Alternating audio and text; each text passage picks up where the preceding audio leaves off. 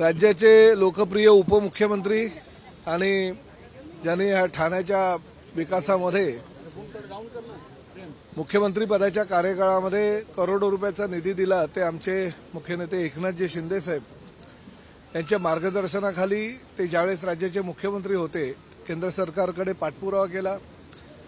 ठाणे महापालिका क्षेत्रामध्ये अनेक ठिकाणी ह्या महिला वर्ग फार मोठ्या प्रमाणात आहेत आणि प्रामुख्याने राज्यामध्ये लाडक्या बहिणीची योजना जी कार्यान्वित केली ती आदरणीय एकनाथ शिंदे साहेबांनीच कार्यान्वित केली आणि त्याचा फायदा करोडो महिलांना ह्या महाराष्ट्रामध्ये झालेला आहे आणि त्याची प्रचिती म्हणून परत ह्या महायुतीचं सरकार राज्यामध्ये स्थापन झालेलं आहे आणि या लाडक्या बहिणींसाठी काहीतरी अजून करायला हवं हे जेव्हा त्यांच्या मनात आलं तेव्हा माझ्या मतदारसंघामध्ये त्यांनी मला जागा शोधायला सांगितली आणि ह्या भाईंदरपाडा येथील पुराणिक गृहसंकुलाच्या सुविधा भूखंड हा मी उपलब्ध करून दिला आणि केंद्र सरकारकडे पाठपुरावा करून 50 कोटी रुपयाचा निधी उपलब्ध करून आणलाय।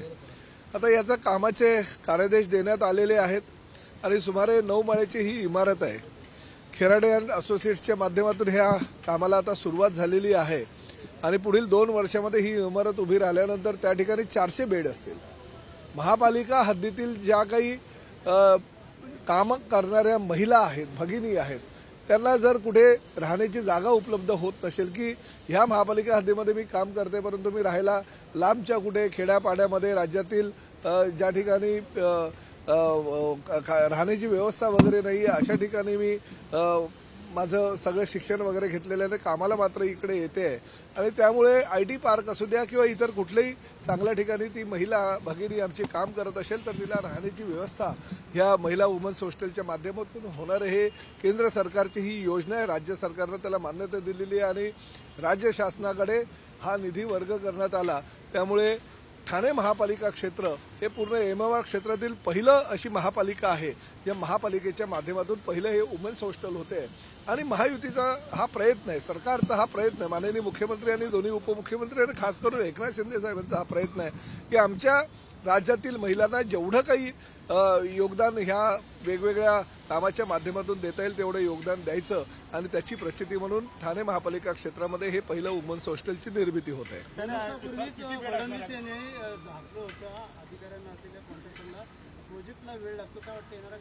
नाही बघा काय आहे इन्फ्रास्ट्रक्चरचे जे प्रोजेक्ट आहे ते महायुती सरकारचं ड्रीम प्रोजेक्ट आहे आणि मुख्यमंत्री म्हणून एकनाथ शिंदे साहेब असताना आणि आताचे मुख्यमंत्री देवेंद्र फडणवीस साहेबांनी ह्या पूर्ण एमएमआर क्षेत्रामध्ये भले तो कोस्टल रोड असू द्या वाढवण बंदर असू द्या टनल जो बोरिवली आणि ठाण्याचा टनल असू द्या किंवा गायमुखचा टनल असू द्या हे मोठमोठे जे प्रोजेक्ट आहे ते मोठमोठे प्रोजेक्ट जर लवकर झाले तर या परिसरामध्ये वाहतूक कोंडी होणार नाही। सर्वसामान्य लोकांना 15 मिनिटाच्या प्रवासासाठी 1-1, 2-2 तास लागणार नाही। ह्या जाणीवतेने असे सगळे प्रोजेक्ट उभे केलेले आहेत। करोडो रुपयाचा निधी त्या ठिकाणी भले समृद्धी एक्सप्रेस असू द्या अटल सेतू असू द्या किंवा इतर अनेक मोठे प्रकल्प असू द्या यासाठी महायुती सरकारचा प्रयत्न आणि तेवढा निधी ते खर्च करतायत।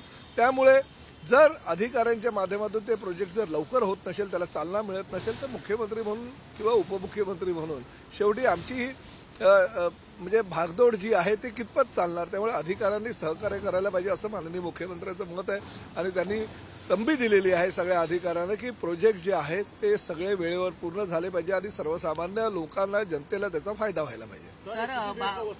हे पूर्ण 400 बेडचं वसतिगृह आहे। 400 बेड ह्या ठिकाणी राहतील।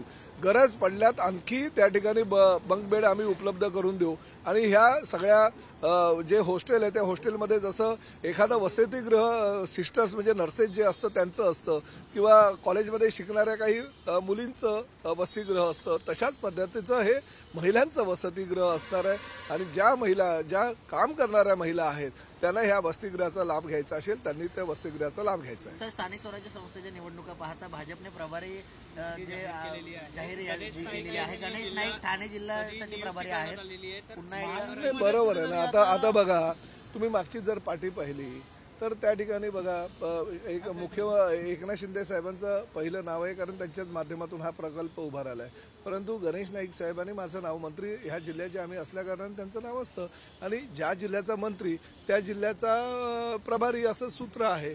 आता धाराशिव जिल्ह्याचा मी मंत्री असल्याकारणाने मी धाराशिव जिल्ह्याचा त्या ठिकाणी प्रभारी आहे. त्यामुळे असं काही नसतं की ह्या ठिकाणी पण हे हे शेवटी प्रभारी दिले- कसं आहे की प्रत्येक ठिकाणी प्रत्येक प्रभारी हे पक्षाच्या नेतृत्वाकडे येत असतात, आणि आमच्या वेळी नेतृत्वाकडनं प्रत्येक राज्यामध्ये प्रत्येक ठिकाणी प्रभारी नेमलेले आहेत. प्रभारी दिल्यामुळे कुठे महायुतीमध्ये गोष्टी झाल्या बिलकुल नाही. महायुती, तुम्ही बघा, पत्रकारांना काहीतरी बातम्या पाहिजे असतात. महायुती ही अखंड आहे.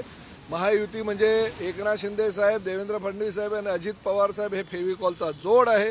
आम्ही येणाऱ्या आगामी महापालिकेच्या निवडणुका, जिल्हा परिषदेच्या निवडणुका, पंचायत समित्या असू द्या किंवा नगर परिषद असू द्या, हा मी महायुती म्हणूनच लढणार आहोत. सर, निवडणुकीमध्ये आम्ही महायुती म्हणून लढू असं म्हटलं जात आहे, मात्र प्रत्येक पक्ष ही स्वबळाची तयारी करताना पाहायला बघा, प्रत्येक ठिकाणी प्रत्येक पक्षाला वाढवण्याचा अधिकार आहे, आणि लोकशाहीमध्ये प्रत्येक पक्षाला तो अधिकार प्रदान केलेला आहे.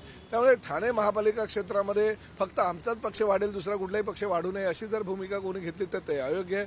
भारतीय जनता पक्षाला जेवढा वाढायचा अधिकार आहे तेवढा शिवसेनेला आहे, आणि जेवढा शिवसेनेला वाढवण्याचा अधिकार आहे तेवढाच भारतीय जनता पक्षाला आहे. त्यामुळे भविष्यामध्ये जर काही अघटित घडलं तर प्रत्येक पक्षाला प्रत्येक ठिकाणी उमेदवार असणं गरजेचं आहे, आणि त्या ठिकाणचे कार्यकर्ते जे आहेत, आता प्रभाग क्रमांक 1 आहे, आम्ही असं काही सांगू शकणार नाही ना की बघा प्रभाग क्रमांक 1 मध्ये हा शिवसेनेचाच आहे. उद्या जर भविष्यामध्ये युती झाली तर प्रभाग क्रमांक 1 मध्ये भारतीय जनता पक्षाच्या लोकांनी आम्हाला मदत करायची, तर प्रभाग क्रमांक 4 मध्ये भारतीय जनता पक्षाचे नगरसेवक आहेत, त्या ठिकाणी शिवसेनेच्या शिवसैनिकांनी त्यांना साथ द्यायची. असं हे ठरलेलं सूत्र आहे, आणि त्या सूत्रानुसारच भविष्यातल्या निवडणुका लढल्या जातील. उद्धव ठाकरे मराठवाड्याच्या दौऱ्यावर आहेत उद्धव ठाकरे, आणि उद्धव ठाकरे असं म्हणालेले आहेत तिथल्या शेतकऱ्यांना की जे सत्ताधारी आहेत ते मला म्हणतायत की मी घरी बसत होतो, मात्र मी घरी बसून सुद्धा शेतकऱ्यांची कर्जमाफी केलेली आहे. बघा, एक गोष्ट आहे, शेवटी आता आचारसंहिता लागलेली आहे तेव्हा ह्याला मराठवाड्याची जाग आलेली आहे. 4-4 दिवस मराठवाड्याचे दौरे करतात हे सांगतायत. आतापर्यंत पूर्व परिस्थिती निर्माण झालेली असताना त्यांनी का नाही महाराष्ट्रातल्या गोरगरीब शेतकऱ्यांना मदत केली? हेच काम उपमुख्यमंत्री एकनाथ शिंदे साहेबांनी केलं. मी आणि शिंदे साहेब मराठवाड्याच्या दौऱ्यावर गेलो, धाराशिवच्या दौऱ्यावर गेलो. आम्ही आमच्या जीव धोक्यात घालून बोटीतून प्रवास करून सर्वसामान्य शेतकऱ्यांना न्याय मिळवून कसा देता येईल यासाठी प्रयत्न केले. शेतकऱ्यांना जेवणाच्या साहित्यापासून खाण्यापिण्याच्या अन्नधान्याच्या सोयीपासून त्यांना जे काही कपडे लत्ते लागतात, जे काही शैक्षणिक साहित्य लागतं ते दिलं. दिवाळी मी माझ्या कुटुंबियांसमोर जाऊन धाराशिवच्या आमच्या ग्रामस्थांबरोबर केली. त्यावेळेस हे कुठे होते हो? हे दिवाळी स्वतःच्या घराच्या समोर फटाके उडवत होते, आणि आम्ही गोरगरीब जनतेच्या समोर शेतकऱ्यांबरोबर त्या ठिकाणी दिवाळी आनंदात साजरी करायचा प्रयत्न करत होतो. त्यामुळे ठीक आहे, निवडणुका आल्यानंतर आचारसंहितेच्या कार्यकाळामध्ये मी काहीतरी तुमच्या साठी करतोय असा हा दाखवण्याचा केविलवाना प्रयत्न आहे. पण महायुती सरकारचा ठरलेला आहे. सर्वसामान्य शेतकऱ्यांना आम्ही वेठीस धरणार नाही. सर्वसामान्य शेतकऱ्यांच्या खात्यामध्ये त्यांना अपेक्षित केलेली आणि घोषणा केलेली रक्कम ही पोचली जाईल. सर, उद्धव ठाकरेंचं म्हणणं आहे की युती सर्वांबरोबर करणार, परंतु एकनाथ शिंदे यांना सोडून सर्वांबरोबर मी युती करणार. हो, त्यांना बरोबर आहे. शेवटी कसं आहे, त्यांनी MIM बरोबर युती करावी, त्यांनी समाजवादी पक्षाबरोबर युती करावी, त्यांनी अजून लालू प्रसाद यादव बरोबर युती करावी, त्यांनी युती कुणाही बरोबर करावी. ज्यांनी शिवसेना प्रमुख आदरणीय बाळासाहेब ठाकरे यांचे विचार, खऱ्या अर्थानं हिंदुत्व, खऱ्या अर्थानं महाराष्ट्रातील मराठी माणसाचा मराठीपण जपण्याचा प्रयत्न केला, त्या एकनाथ शिंदे साहेबांबरोबर युती त्यांना जमणार नाही. परंतु तुम्ही त्यांना विचारलं, एकनाथ शिंदे साहेबांना हाच प्रश्न विचारला पाहिजे की तुम्ही उबाटाबरोबर युती करणार का? अहो, ह्यांनी बाळासाहेबांचे विचार हे वाडगळीत टाकलेले आहेत. त्या अडगळीत टाकलेल्या उबाट्याबरोबर आम्ही तरी कशाला युती करावं? आम्ही सक्षम आहोत, आणि आता त्यांनी भारतीय जनता पक्षाबरोबर युती करू असं म्हणायला ते तयार आहेत. अहो, मला सांगा हो, या उबाटानं ज्यावेळेस सत्तेची असूया त्यांना होती, मुख्यमंत्री व्हायचं होतं, ह्या समाजवादी पक्षाबरोबर, ह्याच MIM पक्षाबरोबर, ह्याच काँग्रेसबरोबर त्यांनी युती करून काय दाखवायचं ते महाराष्ट्रातल्या सर्वसामान्य जनतेला दाखवलंय. म्हणून दारुण पराभव त्यांना विधानसभेच्या निवडणुकीत जनतेने करून दिलेला आहे. तोपर्यंत महायुतीला मतदान करू नका असं देखील आव्हान. ते काय आव्हान काही करू द्या. महायुती भक्कम आहे, शेतकऱ्यांच्या पाठीशी आहे, आणि सर्वसामान्य महायुतीच्या पाठीमागे आमचा महाराष्ट्रातला मराठी माणूस, महाराष्ट्रातला शेतकरी, महाराष्ट्रातला कष्टकरी, महाराष्ट्रातल्या आमच्या तमाम या लाडक्या बहिणी आमच्या सोबत असल्या कारणानं पंचायत समिती, नगर परिषदा, जिल्हा परिषदा आणि महापालिकेवर शिवसेनेचा, भारतीय जनता पक्षाचा भगवा फडकणार म्हणजे फडकणार. तर राज ठाकरे ज्याप्रमाणे म्हणाले नमो टुरिझम फोडणार, त्यानंतर श्रीकांत शिंदे यांनी प्रतिक्रिया दिली आणि त्याला आता गजानन काळे म्हणतात बोगस डॉक्टर आणि ते लोकसभेला विसरले का, त्यांना प्रचाराला बोलवलं होतं, अशा प्रकारचं आता कुठं बघा एक गोष्ट सांगू, हो जे करतायत त्याला करायला देत नाही आणि श्रीकांत शिंदेनी त्याचं उत्तर दिलेलं आहे आमच्या पक्षाची काय भूमिका आहे. त्यामुळे त्या पक्षाच्या त्या विषयावर मी अजून काय बोलणार. त्या पक्षाला काही सल्ला देणार का मग? त्यांनी खरं तर आमचे प्रताप सरनाईकांचे, एकनाथ शिंदे साहेबांच्या, श्रीकांत शिंदेच्या आणि आमच्या मंत्र्यांबरोबर ट्युशन घ्यायला पाहिजे आणि विकास कामं कसं करावी अशी आमच्याकडनं शिकवणी घ्यायला पाहिजे.